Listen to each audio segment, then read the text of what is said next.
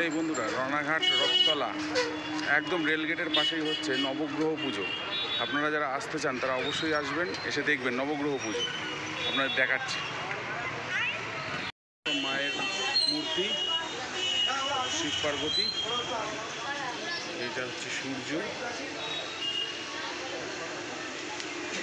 চন্দ্র,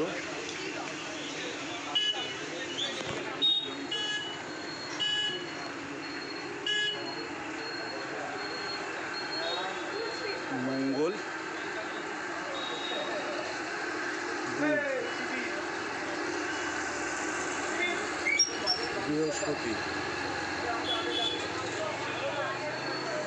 শুক্র,